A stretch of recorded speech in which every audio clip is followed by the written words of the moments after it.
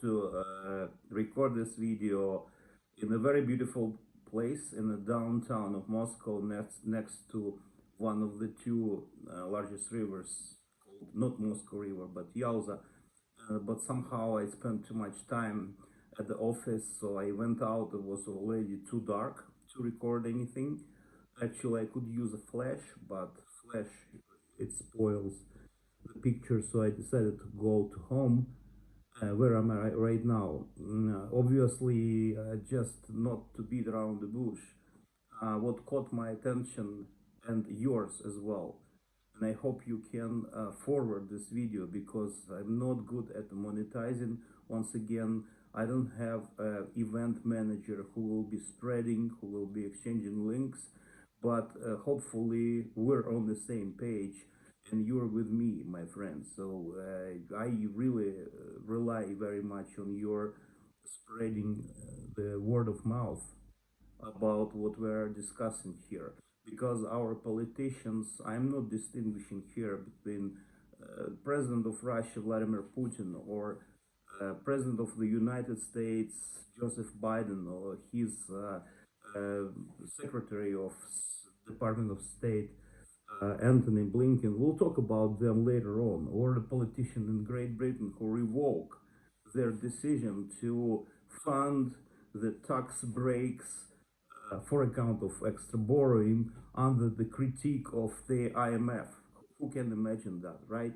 So, and you guys, you're next. And I mean, I'm not trying to offend anyone, and I wish everyone the best possible, most comfortable and prosperous life. But events are revolving so fast that I can't exclude that next will be exactly you. Because half a year ago, or maybe 1 year ago, I couldn't even imagine that such country as Russia or Ukraine would clinch in a deadly war, where the two countries, where one of the countries, Russia, has the most educated population in the world, by the way, thanks to Soviet times. And I know what I'm saying, because I used to live, as I said, in the United Kingdom, where I was graduated. It was actually my second graduation in the finance after being graduated from Moscow Technical University, formerly Moscow Power Engineering Institute. And I also lived for a long time in New York and Los Angeles. And to be honest with you, not a lot of New Yorkers and Los Angeles would be compatible with our level of education. I'm not trying to like praise myself, exaggerate my achievements, my backgrounds, my education, etc. I'm just saying you honest.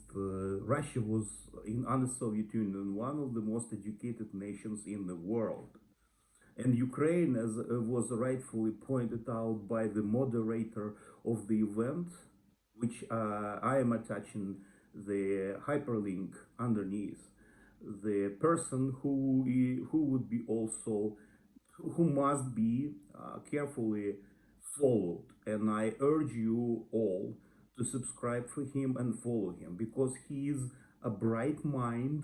He's one of the best characters and best minds on earth, and I'm talking about a Sadhguru. You know this, a gray-haired man who used to wear a chalma, a special Indian hat. Now he no longer wears it, but he is speaking his heart. Obviously, he is speaking truth about wars, how they conducted, and what has particularly caught my attention is that he is absolutely right. We are like military, the industry which produces military equipment, rockets, aircraft, military aircraft, bullets. It's a business, and he is right about that. But this business is usually suppressed by the more rapidly developing sectors like high tech, like on electric vehicles, like electronics, biotechnologies, etc. And only at the time of deep global depression, the military sector, it's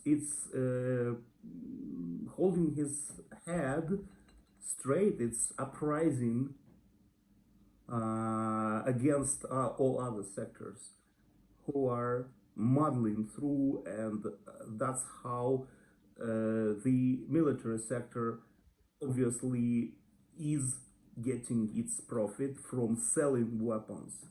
And this is what makes me skeptical about possible soon that we can possibly achieve end of the Russian-Ukraine war soon, which is obviously not Russian-Ukraine war, but war between Russia and NATO.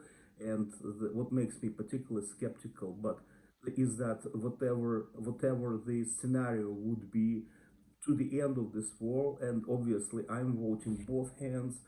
We need to finish this war as soon as possible because it has tremendous spillover effect. And when I said next is you, I meant it. Is again a year ago, I wouldn't even imagine that in the heart of Europe, okay, not in the heart of Europe, but in the country connecting Europe and Asia, this could have happened. I mean, the full-fledged war. Um, I, you asked me 1 year ago, I would be just laughing at you. And we erroneously suppose that the war is somewhere far away from us. It's just like strange tribal nations somewhere, in the remote countries like Papua, maybe like, I don't know, the people very savage, uneducated, not clean, etc. They just fight with each other, and they're very, very far away from us. It couldn't have happened with us under any circumstances. And now here we are. We are contemplating this situation that the most educated nation in the world right now in a state of war with its neighboring country. And the spillover effect means if we learn history, we know that most of the previous two world wars, they started exactly in Europe, right? Sadly. So the spillover effect, whether Russia defeats Ukraine or whether like NATO defeats Russia and Putin launches this deadly nuclear rocket, or this actually this only one scenario would suit us. The scenario of immediate ceasefire, immediate peace talks on whatever conditions. And I believe that's what we all need. We don't accept any other ways of doing that. And what Sadhguru said is that those politicians, when they get retired, they talk they talk peace. All of a sudden they become peace pigeons. They're like spreading the word of wisdom and the word of peace. But as long as they stay in power, they are talking wars. They even he said when I attended so many peace conferences and I watch and contemplate these people speaking, and although they mostly speak in favor of peace, their mimics, their expressions on their faces, they emanate hostility. They emanate deep internal discomfort. And he said that all of their words, they are they are false. They are not true. They are not going deep from their hearts. And he said there is no science, there is no method of making all the people being comfortable with who they are and being in harmony with the external world. There is no such science. So it's up to us, brothers and sisters, to appease ourselves, to become comfortable with who we are, because as this person, I mean Sadh Guru said, in the animal world, animals don't kill each other out of act of dominance, of uh, uh, any other reason except for food. So they kill each other just to survive, to eat something. They don't kill each other for any other reason. Unlike humans, and I'm totally agree with him. That's why his speech actually made deep impression on me. I tried to popularize, tried to forward that video to some of my friends, but unfortunately, most of them asked me, "Was it long? Do I have time to watch that?" Or it's this is complacency. This is what how we act, and and what exactly him, the Sadh Guru, said. We treat wars that outside our environment, outside our boundaries as a drama. But when wars reach us, we cry. And I urge you that right now is the exactly maybe we are already late. Maybe we should have been active a year ago, not now. We're already late to acknowledge that the problem exists and that war spillover can spread like pandemics to other territories, preemptively to Europe, where all world wars started. And you couldn't even have enough time to wake up one day and realize that the war is like outside your window. I'm telling you truth. I'm honest with you. I don't wish that happened with you exactly, with my watcher. But my role, my sincere ambition is to warn you, is to say that I am here, I'm sitting here, and I know the war is outside my window. The guys a little bit younger than me, they got conscripted, and some of them they will be killed. And Ukrainian guys, and I remember half Ukrainians, they have been killed like chickens, right? So these are not remote, strange tribal nations. These we are like you, right? So you're in the next.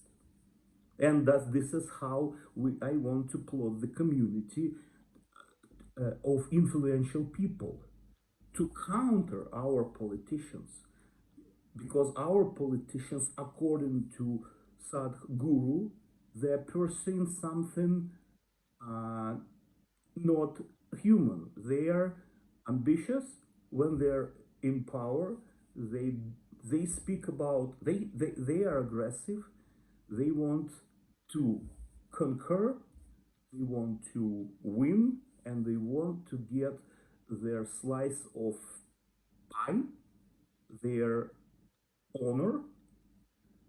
They want to be rewarded for being winners. So their ambition not to lead peaceful and quiet lives. Their ambition is to win, unlike our ambitions, where we want just to live peaceful lives and be who we are, be successful, raise good families, be healthy, etc. So they are our enemies, and I don't distinguish here between our local politicians. I'm not fan of the Putin of Kremlin administration, but equally, I'm not. I wouldn't endorse a single word pronounced by the official administration of the United States.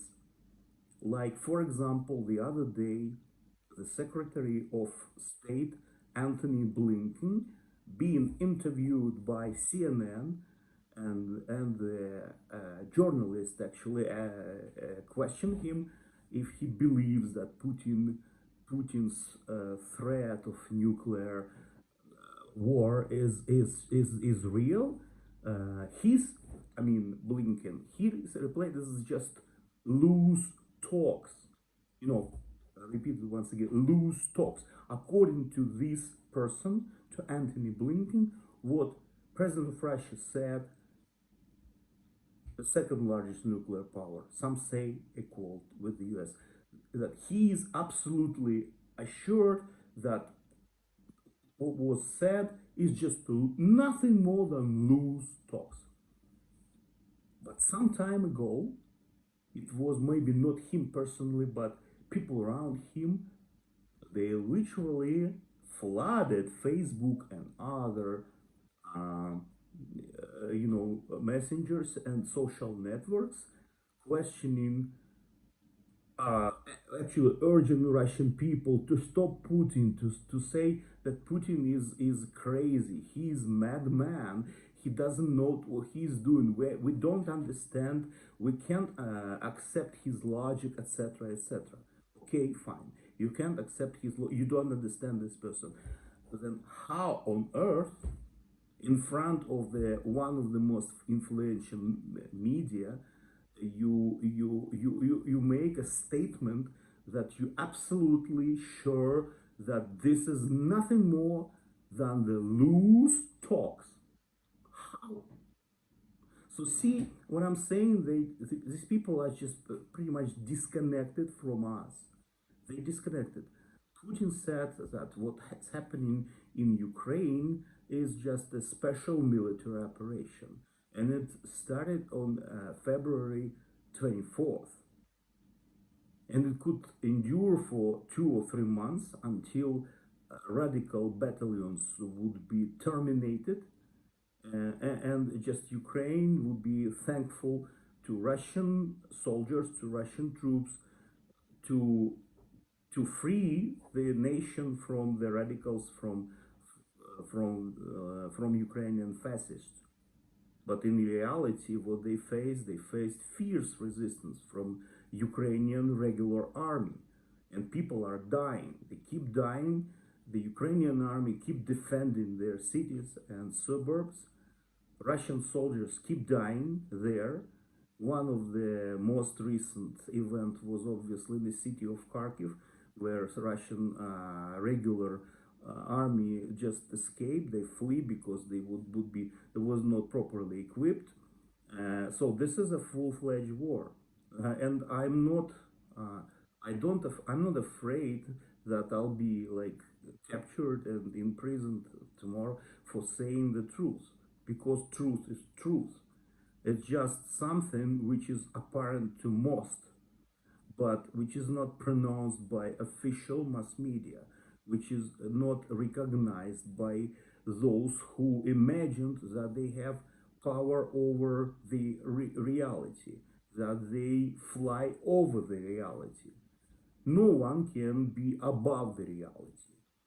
So our politicians, both sides of the pond, across the Atlantic, they are very much far away from reality. What they say, Blinken, that Putin says, is just loose talks that he will launch a nuclear missile. And Putin says that yes, we still carry on a special operation in Ukraine, although there is a mandatory conscription, partial, okay, now partial, but again, I don't try to uh, falsify the reality and hope that this is the end of the story. So obviously there will be, as long as the West supplies Ukraine with military weapons, with HIMARS and other, the escalation will be higher and higher. And that means that this is not the last subscription, I mean conscription, obviously, in Russia, pardon me. And so gradually the whole nation will be involved in this full-fledged war. The war is not between Russia and Ukraine. The war is between Russia and actually between Moscow, between Kremlin people by ideology and the people sitting in across the Atlantic. So we must talk about things at their face values. As long as we're gonna mm, cheat ourselves saying that, well, that's a Putin, that's the evil on earth. If we conquer, if we kill, if we like eliminate Putin, well, the peace will immediately come, and there will be the end of the story. No, please, pardon me, but that would not be end of the story, obviously, because the war is instigated by contradiction of our politicians, of their ambitions and contradictory goals. Each of them won't be a winner and reap the fruit, reap the all the laurel uh, uh, they just want to defeat each other, unlike us who want to live peacefully, to do what we can do to raise our family and to stay healthy.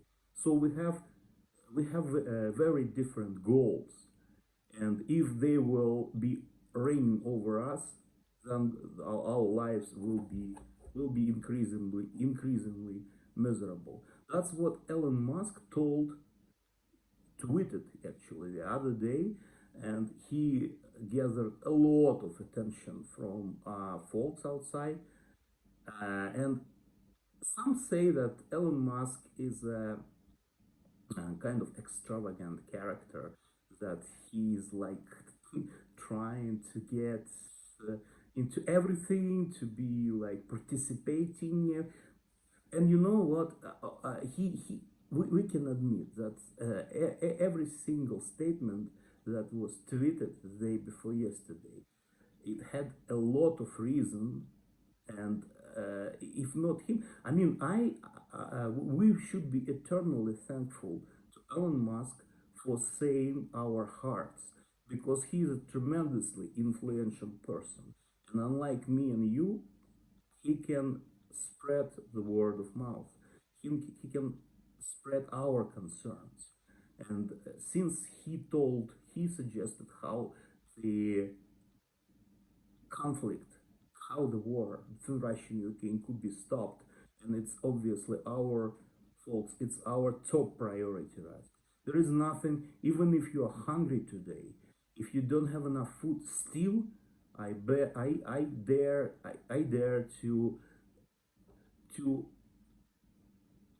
just make my assumption that still stopping this war would be more important than for you to eat your just food today, right? Just a plate of rice, or because if it's not stopped, it's spilled over across the world, and it's a World War III, and this is like a nuclear war. This is very serious, guys. Guys, if you follow me, I recorded video several days ago, and I gave you exact examples when Europeans and Americans, they were fleeing around the world, most specifically to Southeast Asia and elsewhere, Africa, etc. And they didn't have any single intent of coming back to their home countries, to Europe and the United States, because they're deadly scared about a nuclear war. And these people are highly intelligent. Nobody can suspect them of being crazy, out of their minds, etc. So this is very serious. And again, talking about Elon Musk tweets, what he suggested to conduct a referendum of unity, of join joining of these two regions, Donetsk and Lugansk, to vote of independence and compliance with call of joining Russia territory. And he said that those referendums weren't conducted properly in accordance with international law. And that's what I personally was suggesting back in 2014 when the Crimean referendum was carried out. And it was my suggestion. I tried my best, but I couldn't be heard that in order for Crimea to have a better chances to be recognized, they need to invite a United Nations organization survey, well, the people who supervise the elections, and they must record all the votes, all the ballots, and count the votes together with the voting uh, uh, college, right? Only in that case there is a slight chance that the secession of accession actually of these territories into Russia would can theoretically be admitted. But what I heard is that State Department in Ukraine would not recognize that in any case. So this is war. And like immediately after that, a spokesman of Kremlin, Dmitry Peskov, he said like we are not going to conduct those alternative referendums in the presence of the international watchers because those referendums already were carried out and we recognize those results. See, there is a apparent clash, there is there is a keen, energetic, strive to dominate, to bully its own point of view, not to comply with the competing party, with the opposite party, and the opposite party says no, it's my way or highway. It's each party tells to each other it's my way or highway, which means war. And do we belong to this? I think no, right? We already discussed that most of us, they are intelligent and sober and good-natured people. We don't want any war. The war is the toy of the people who possess the power, and we are forced to elect someone uh, just to represent ourselves. But at some certain point, they cease to represent us. So who they are? Are they our presidents? They are our rulers. They are kings. Who they are? They represent themselves. One of the parties says this referendum should be carried the alternative way, but we would not recognize it in any case. Another party says we're not going to make any alternatives because it's already been done, and we just it's enough that we recognize it. It's a war. Also, another statement by Elon Musk is that the state how this conflict is developing is very much worrisome, and he said that the likely end of the story is the nuclear war. See the difference, right?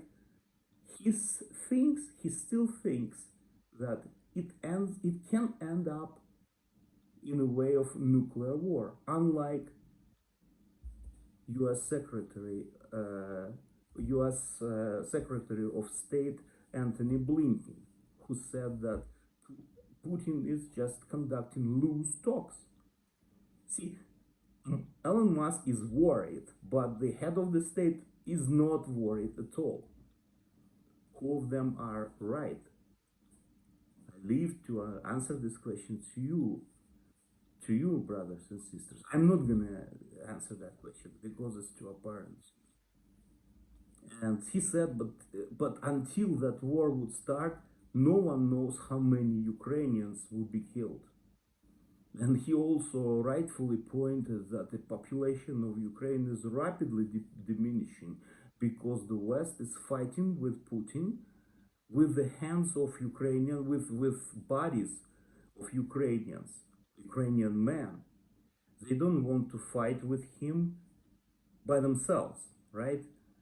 And the population of Ukraine, population of Russia is three times as large as population of Ukraine. So Elon Musk predicts that Russia would win. I don't know if it's gonna, and I don't consider a victory of if one party defeats the other party, because it would just signify the very beginning of the very much spread process across the globe. So it would not be a typical victory. And he is warning that we need to preserve the nation. I agree. And I'm very much, my mind is boggling. Ukrainians are very nice, very sympathetic people. The Ukrainians, and I'm half Ukrainian, Ukrainians as a nation must survive. They must survive. In order for Ukrainian people to survive, the war must be stopped right now. If it's not stopped right now, in several months, it will knock